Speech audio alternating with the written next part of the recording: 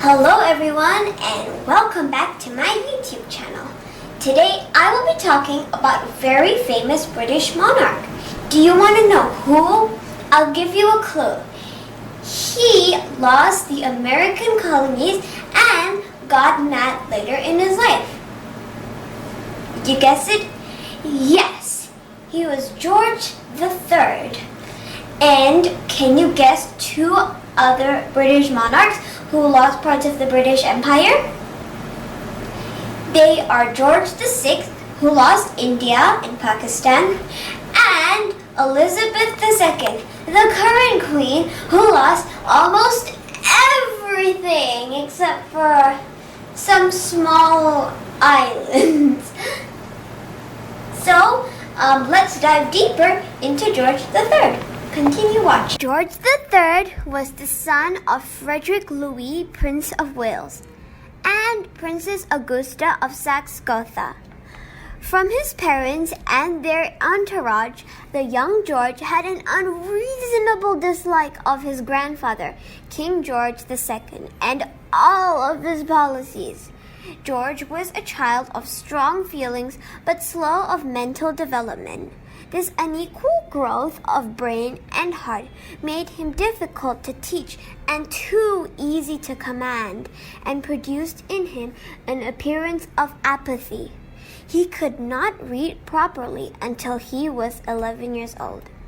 His affection for his immediate family circle dominated his life. George was 12 when his father died, leaving him heir to the throne. It is clear that, in beginning with his 18th birthday to prepare carefully for his future responsibilities, he tormented himself with thoughts of his inadequacy. The curious blend of obstinate determination with self-distrust, a feature of his maturity, was already evident. His method of screwing up his courage was to set himself an ideal of conduct. This ideal, George thought he had found personified in John Stuart, 3rd Earl of Bute, who became his inspiration, his teacher, and later his chief minister. George was potentially a better politician than Bute, for he had tenacity, and as experience matured him, he could use craftiness to achieve his ends. But at his accession in 1760, in the midst of the 7 Years' War between Great Britain and Prussia on one side, and France, Austria, and Russia on the other, George did not know his own capacity nor the incapacity of his hero. As king in 1761, he asked Bute for a review of all eligible German Protestant princesses to save a great deal of trouble, as marriage must sooner or later come to pass. He chose Charlotte Sophia of Mecklenburg-Strelitz and married her on September 8, 1761. Though the marriage was entered into the spirit of public duty, it lasted for more than 50 years. Due to the king's need for security and his wife's strength of character, Bute's only other useful contribution to his royal pupil was to encourage his interest in botany and to implant in the court more respect for the graces of life, including patronage of the arts, that had been usual for the past half-century.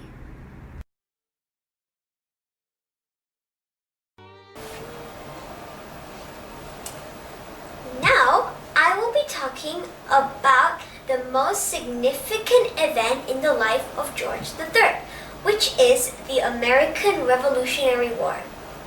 Think about it. If the war didn't happen, then we probably wouldn't have the United States of America. We probably won't have Coca-Cola, we won't have McDonald's, and we won't have a president with a very bad haircut that says that windmills cause us cancer. There's no such thing, Donald. Okay, anyways, now I will be talking about the American Revolutionary War and George III, of course. Okay. So, when America defeated France in the war, they took control of America. So, because of that war, Britain fell into a colossal debt.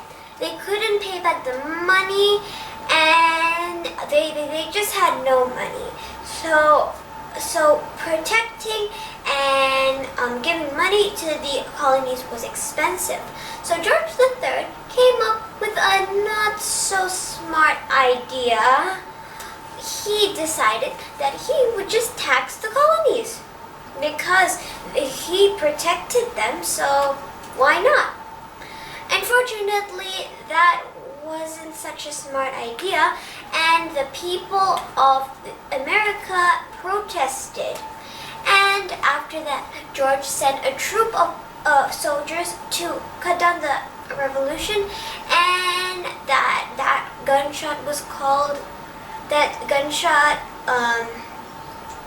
led to more outrage of the American people. So then he put the Stamp Act, which means any legal document you will have to pay a tax to Britain. So of course people didn't like that, and they protested and protested again until King George III had to repeal the Stamp Act. So he decided that he won't put any tax at all, except for the tax on tea. Okay, so people were not very happy with this.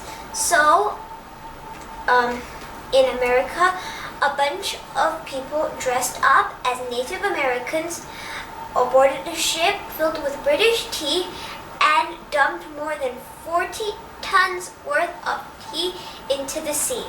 That was called the Boston Tea Party, and that is what led to the American Revolutionary War. Of all the events in George III's life, there is nothing more significant than the madness of King George III. In about 1788, he contracted a mental illness that, of course, made him mad. He had violent outbursts, and in one case, he wanted to shake hands with a tree. And also he started talking to some dead relatives. And well, that was very weird, of course, for them. And scientists in the 1960s diagnosed him with porphyria because it matched his symptoms recorded by his friends. Porphyria is a disease where the body can make blood properly, and it makes the urine purple, just recorded. But now scientists nowadays have made a different discovery. They say that King George was actually suffering from depression because he lost the American colonies. He was suffering from depression.